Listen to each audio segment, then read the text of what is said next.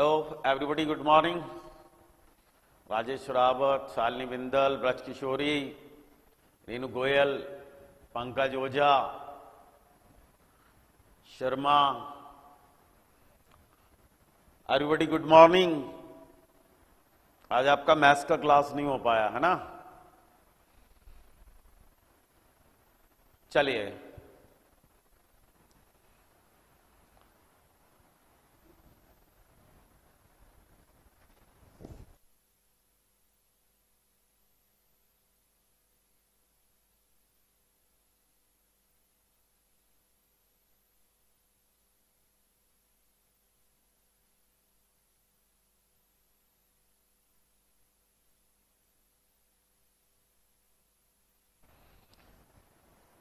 Good morning Neha, Muskan.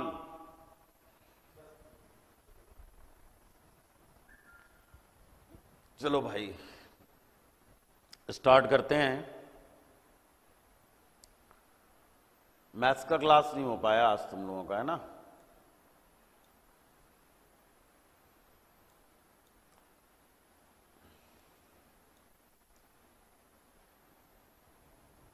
Point number 12. All the players except Sam were present on the playground. Right? All the players except Sam were present on the playground. Right? अब इसमें ये बताइए कि error कहां पर है। Error का point कौन सा है हमारा? यदि हम एरर की बात करें तो एरर का हमारा पॉइंट कौन सा है? एरर पर बात करते हैं हम लोग। तो देखिए यहां पर है all the players except Sam were present on the playground. देखिए एक रूल है, अलोंग विद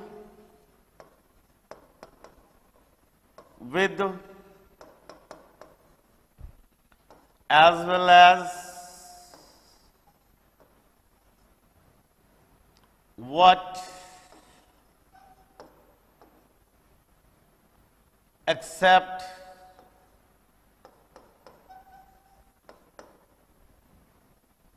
including excluding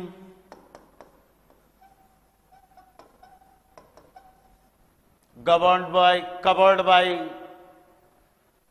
इनसे यदि दो सेंटेंस आपस में जुड़े हुए हैं या दो नाउन आपस में जुड़े हुए हैं, राइट, तो वर्ब जो है वो हमेशा पहले वाले सब्जेक्ट के अकॉर्डिंगली आती है, राइट।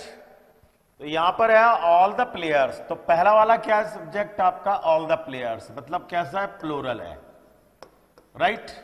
तो वर्ब यहां पर आपकी कैसी आ गई? प्लूरल की आ गई, मतलब सेंटेंस यहां पर सही है। चलिए मैं इसमें आपको थोड़ा सा समझाता हूं, आप समझने का जरा सा प्रयास करें। मैंने आपको बोला राम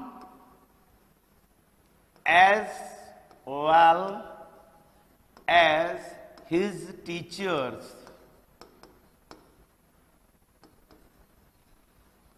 are या is, जो भी है, is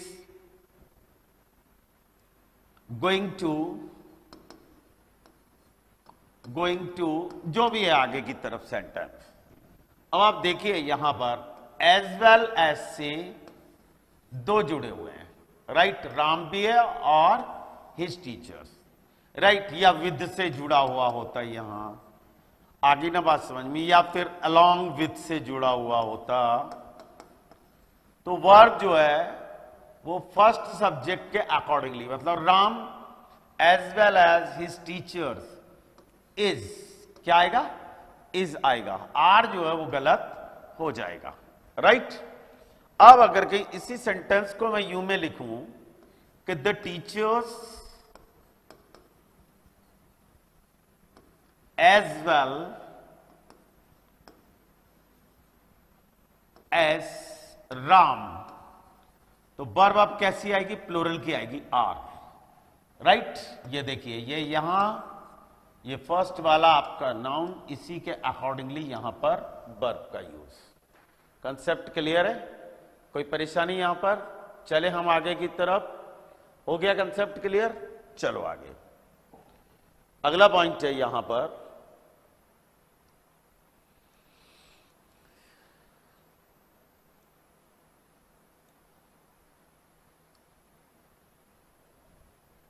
अगला है it proves year after year. Sorry, यहां पर इसमें अब मैं एरर तो भूल ही गए यहां पर। All the player except Sam were present. On नहीं आएगा, यहां पर क्या आएगा आपका? इन आएगा। गलती कौन सी जगह पर है? इस जगह पर है। राइट, तो क्या आ जाएगा? इन द आपका प्लेग्राउंड। मैटर खत्म। आगे की तरफ चलते हैं। अगला पॉइंट क्या कहता है हमारा? It proves year after year that when it comes into judge new writing। आगे की तरफ है सेंटेंस, फिर हम उधर और देख लेंगे। एरर तो यहीं पर है। इट प्रूव्स, इट है, वर्ब आपकी कैसी है? सिंगुलर की। फिर मैंने आपको एक चीज तो प्रूव में क्या लग गया? एस और ईएस लग गया। राइट, अब अगले पॉइंट पर हम अगर की बात करें तो ईयर आफ्टर ईयर मैंने आपको बताया था कि नाउन प्लस कोई प्रीपोजिशन और सेम नाउन जब रिपीट होगा तो दोनों जो नाउन होंगे वो हमेशा सिंगुलर होंगे। कैसे आएंगे? आपके सिंगुलर होंगे। राइट, तो ये भी सही है, ईयर आफ्टर ईयर। बराबर है, मतलब कंसेप्ट यहां पर भी क्लियर है, year after year. That when it comes, यहां तक सही है। ये कम इनटू जज नहीं होता, ये होता है आपका कम टू आपका जज। क्या होता है ये? कम टू जज। कम क्या लेता है? टू लेता है। आगे ने बात समझ में क्या होता है? ये कम टू जज होता है। क्लियर है? संज्ञान में आना, किसी चीज का नॉलेज में आना। बराबर है। आगे की तरफ चलते हैं। अगला पॉइंट हमारा क्या कहता है?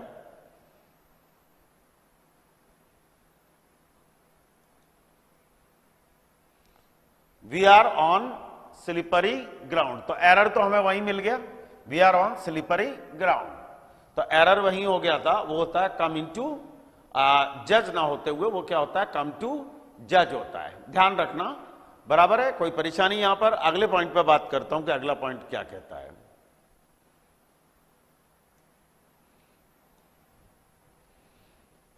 पॉइंट नंबर 14 है आपका, this kind of behaviour has not been seen here since the last 4 years।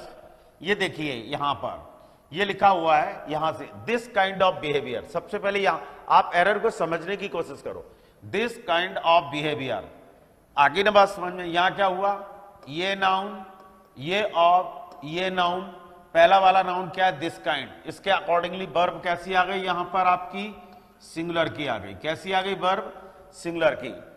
Not been seen here since the last 4 years। Error इसमें कहां पर आया आपका?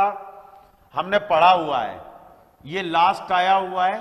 आगे ने बात समझ में। और इसके बाद क्या लिखा हुआ है यहां पर? 4, मतलब न्यूमरल एडजेक्टिव है। राइट, न्यूमरल एडजेक्टिव है। तो यहां पर हम सिंस का यूज नहीं कर सकते। हमारे लिए काय का यूज करना पड़ेगा? फॉर का यूज करना पड़ेगा। मैंने आपको पहले ही बता दिया था, याद करिए, आपको जब मैंने परफेक्ट कंटिन्यूअस टेंस पढ़ाया था तो मैंने वहां पर उस कंसेप्ट के लिए क्लियर कर दिया था। बराबर, कोई परेशानी यहां पर? बराबर। और वैसे भी एक चीज का हमेशा ध्यान रखना कि सिंस के बाद आर्टिकल दा का आना इम्पॉसिबल, हो ही नहीं सकता। हो गया क्लियर? आगे की तरफ चलूं, अगले पॉइंट पे बात करते हैं हम लोग। हो गया क्लियर? बराबर, आगे चलते हैं।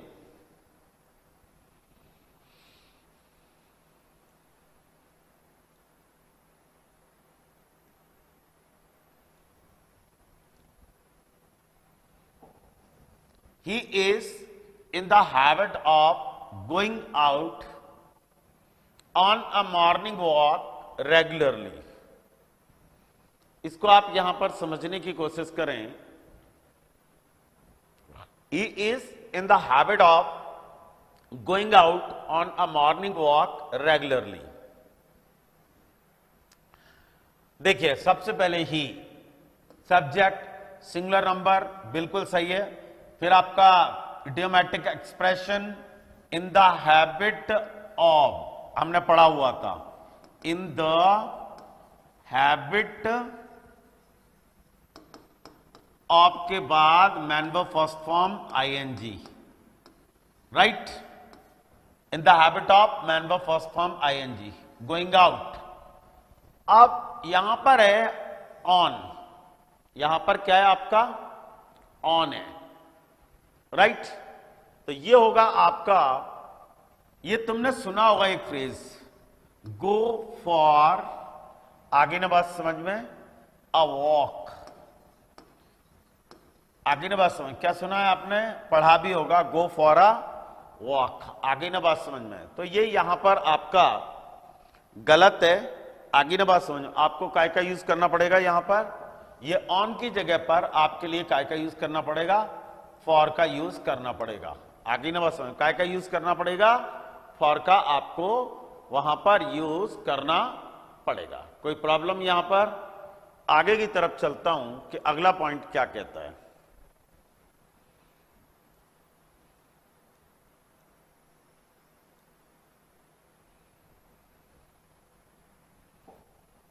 अगला है यहां पर, the management did not select him as he was not eligible to the post. अब आप देखिए, एरर आपको कहां से देखना है, यहीं से। आगे नवाज, एरर आपको कहां से देखना है, इसी पॉइंट से देखना है। The management did not, right, the management did not के बाद main verb first form select, बिल्कुल सही है।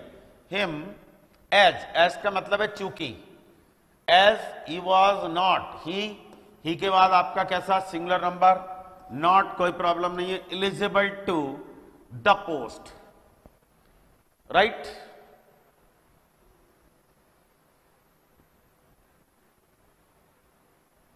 बेटे प्रैक्टिस का खेल है, आगे नहीं बात सुन में, प्रैक्टिस का खेल है सौरभ जैन, प्रैक्टिस का खेल है बेटे, देखना पड़ती है। इसका एक ही हल होता है, जब हम बार बार देखते हैं तो वो कंसेप्ट क्लियर होते हुए चले जाते हैं। एक स्टेप के बाद आप दूसरा स्टेप रखें, दूसरे के बाद तीसरा रखें, आगे ना बात समझ में। तो क्वेश्चन है यहां पर, देखिए मैं आपको इस बुक के बारे में एक विशेषता बताता हूं, वो आप समझ लीजिए। यह बुक जितने अच्छे कंसेप्ट क्लियर करती है ना, तो इस बुक को एक कारण बनता है। कई बार हमारे शहर के अंदर ये बोल देते हैं कि ये किताब ही गलत है। कई टीचर ये बोल देते हैं यहां पर कि ये किताब में पूरे एरर गलत दिए हैं, जबकि ये जो बुक है ये एस चांद पब्लिकेशन की है। एस चांद पब्लिकेशन, इसको एमपी में है ना मेरे अलावा कोई पढ़ाता ही नहीं है, पूरे मध्य प्रदेश में इस बुक को मेरे अलावा कोई पढ़ाता ही नहीं है। फिर यहां के टीचरों ने दूसरी भ्रांति बनाई कि ये बुक बैंक के लिए है, जबकि आप देख रहे हो कि उसमें SSC, bank, CDS, NDA.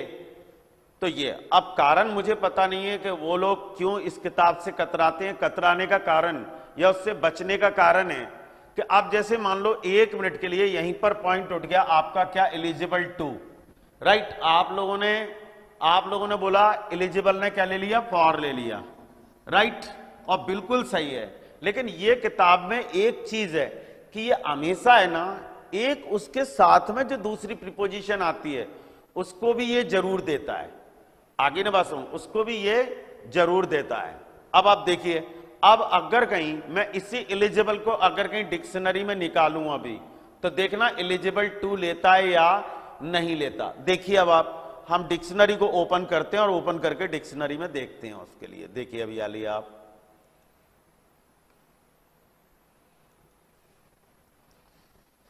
Eligible,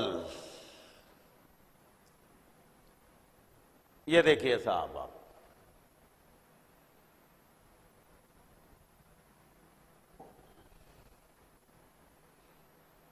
ये देखिए अब आप एलिजिबल, राइट, एडजेक्टिव है, एलिजिबल ने क्या ले लिया, फॉर ले लिया, एली आपका, इसके बाद एलिजिबल क्या ले लिया आपका, फॉर ले लिया, राइट। अब आगे की तरफ देखना, ये देखो आप, two plus man verb first form, ये देखिए ये टू, देखिए यहां पर ये क्या है, देखिए आप टू, देखिए आप यहां पर ये देखिए टू, एलिजिबल और आपकी टू ले रही है, ये देखिए, राइट। आगे ना बात समझ में है। अब आप देखिएगा एलिजिबल टू नहीं लेती, आप लोग गलत फहमी में हैं, आपको सीखना पड़ेगा। एलिजिबल के बाद infinitive two plus man verb first form का यूज किया जाता है। काय का यूज किया जाता है, two plus man verb first form का यूज किया जाता है। अब आपको क्या मालूम है कि एलिजिबल तो केवल और केवल फॉर प्रीपोजिशन लेती है। अब अगर कहीं एलिजिबल के आगे फॉर लगा, एलिजिबल के आगे टू लगा मिला और टू के बाद मैन वर्ब फर्स्ट फॉर्म लगा मिला, तो मैं समझता हूं, जहां तक इन बातों को अगर कहीं हम सच्चाई से देखें तो मैं समझता हूं 90% बच्चा एग्जाम में उसको गलत कर देगा। आगे ना उसको क्या कर देगा, वो गलत कर देगा कि उसको तो केवल यही मालूम है कि एलिजिबल केवल और केवल फॉर लेता है, बस। इस किताब का यही बैलेंस है कि ये दूसरी प्रीपोजिशन ऐसी बताता है साथ में कि ये दूसरी कंडीशन में इस तरीके से दूसरी तरीके से लग जाएगी, राइट। अब आप देखिए, मैंने इसी वजह से आपके लिए डिक्शनरी ओपन करके रखी हुई है सामने कि आप उस चीज को देखते जाएं, आप अपने कंसेप्ट क्लियर करते हुए चले जाएं कि किस तरीके से क्या क्या होता है, राइट। अब ऑक्सफोर्ड डिक्शनरी कोई मेरे से पूछ के तो भाई लिखी नहीं है, राइट, किसी ने मेरे से पूछ के नहीं लिखी। अब हो सकता है कि जैसे ये किताब गलत है यहां के टीचरों के हिसाब से, तो हो सकता है ये डिक्शनरी भी गलत हो, राइट, हो सकता है ये डिक्शनरी भी गलत हो, क्योंकि जब किसी व्यक्ति पर कोई वो होता है ना, एक नाच न जाने आंगन टेढ़ा, आगे ना बात समझ में, तो कहते ना, a bad workman always quarrels with his tools, आगे ना बात समझ में, दूसरे पे दोषारोपण करना, राइट। आगे की तरफ चलता हूं और अगला पॉइंट आपका सामने आता है कि हमारा अगला पॉइंट क्या कहता है। हमारा अगला पॉइंट यहां पर कहता है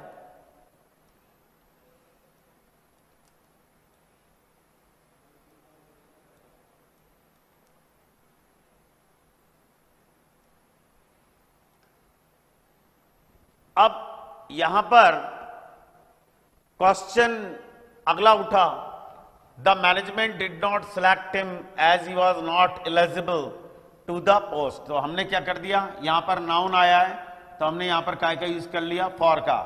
आगे ना otherwise two plus man verb first form आपका इंफिनिटिव यहां पर आ जाता। इस वजह से जब अब अगला क्वेश्चन ये भी उठता है यहां पर, आप चाहें तो पूछ सकते हैं कि ये आर्टिकल द कैसे आ गया, ये आर्टिकल द कैसे आ गया, आपको पूछना ही चाहिए। आगे ना बात समझ में। अब यहां पर अगर कहीं उसी एलिजिबल को आपने डिक्शनरी में देखा, देखिए मैं दोबारा ओपन कर रहा हूं, दोबारा से ओपन कर रहा हूं, देखिए आप, देखिए यहां पर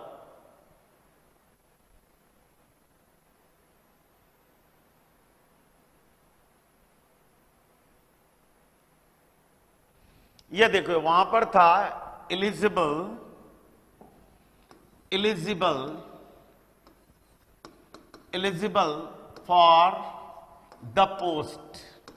अब यहां समझने की कोशिश करें आप, ये देखिए अंडरस्टूड है कि एलिजिबल फॉर के बाद आर्टिकल द आएगा, ये देखिए ये यहां पर ये दिया हुआ है, ओनली दोज और सेंटी are eligible for the, eligible for the, eligible for the post. Concept clear है, कोई परेशानी, थोड़ा सा आंख लगा के देखना पड़ता है, ठीक है ना, बराबर है, क्या देखना पड़ता है, थोड़ा आंख लगाकर देखना पड़ता है। बराबर है। चलें आगे की तरफ, अगले पॉइंट पे बात करता हूं मैं।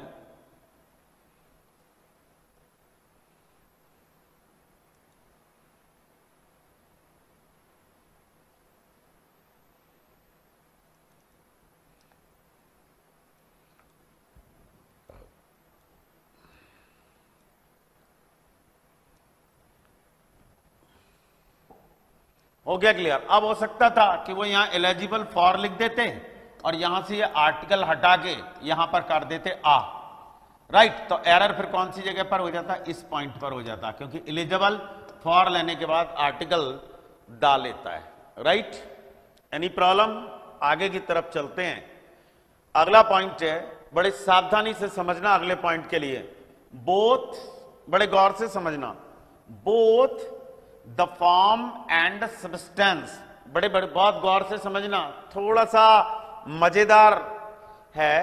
Both the form and substance of what he says about his life and work, about his life and work testify for a great reserve of inner energy, right.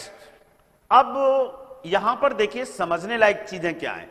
एक पॉइंट तो आपका यह हो गया कि सर टेस्टिफाई जो है वो टू लेता है, राइट। टेस्टिफाई आपका क्या लेता है? टू लेता है।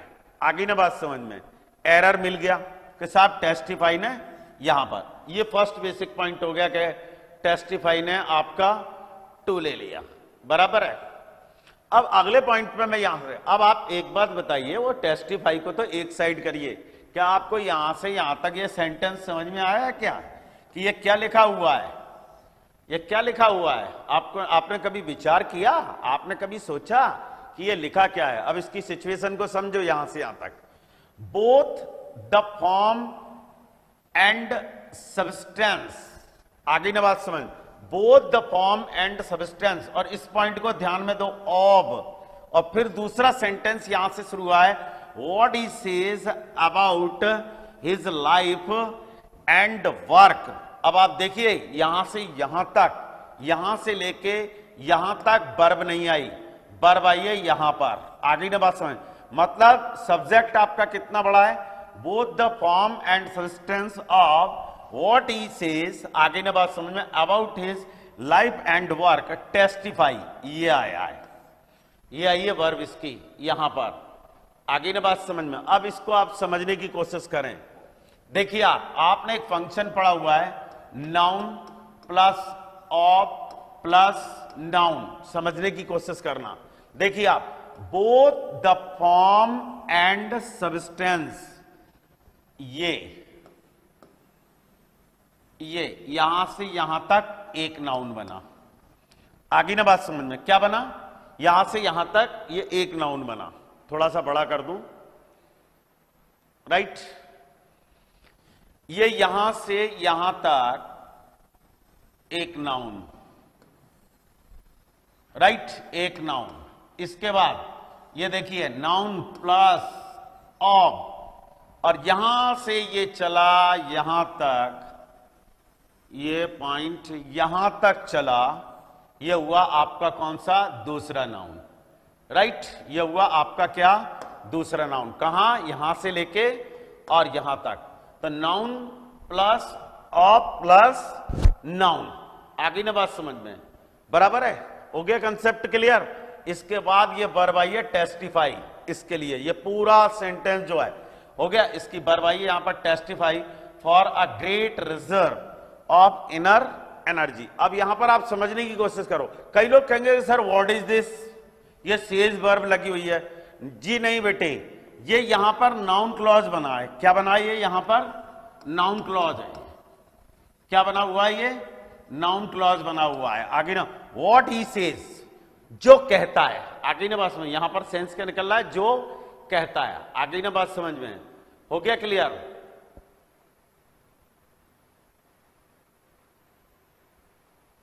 क्या लिखा हुआ है रेनू? ये सर ऐसे पहले आपने बताया कि फॉर द लेता है तो इसमें आ क्यों आया? ऐसे नहीं चलता रीनू, आर्टिकल्स पढ़ना पड़ेंगे बहुत तमीज से। यहां पर देखिए ये नाउन है, आगे ना बात समझ में, रिजर्व, बड़े गौर से समझ लीजिए आप। नाउन है रिजर्व। पहले मैं अभी कंसेप्ट क्लियर करता हूं, पहले मैं अपना कंसेप्ट क्लियर कर लूं, इसके बाद आपका रिप्लाई दे रहा हूं रीनू, ठीक है ना। बहुत डिटेल में और तमीज से पढ़ना पड़ता है इंग्लिश के लिए बेटे। तो ये हुआ यहां पर टेस्टिफाई, और टेस्टिफाई आपका क्या लेता है? टू लेता है। यहां तक मैटर खत्म। अब भाई रीनू का मैटर शुरू होता है यहां पर कि इन्होंने कहा कि सर फॉर आर्टिकल दा लेता है।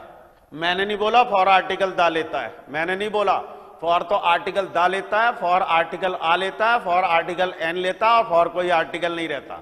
सिचुएशन चलती है, रूल्स चलते हैं, आगे ना बात समझ में। अब यहां पर रीनू का क्वेश्चन है कि यहां फॉर के बाद आर्टिकल आ कैसे आया। Let me clear. ये देखिए रिजर्व और ये है ग्रेट, ठीक है। रिजर्व है आपका नाउन, राइट, और ग्रेट हुआ आपका क्या? Adjective, right. एट्रीब्यूटिव यूज हुआ, क्या हुआ? एट्रीब्यूटिव यूज हुआ। बड़े गौर से सुनना, कौन सा यूज हुआ? एट्रीब्यूटिव यूज हुआ। अब रिजर्व जो है, अगर कहीं हम रिजर्व को डिक्शनरी में देखें, रिजर्व को डिक्शनरी में देखें, तो ये नाउन और वर्ब दोनों हैं। ये नाउन भी है और ये वर्ब भी है। देखिए अब आप यहां पर, let me show you in dictionary reserve. ये आ गया रिजर्व। ये देखिए reserve is both a noun and a verb. आगे ना बात समझ में, रिजर्व जो है वो नाउन और वर्ब दोनों हैं। आगे ना बात समझ में, इस वजह से वहां पर लिखा हुआ है अ ग्रेट रिजर्व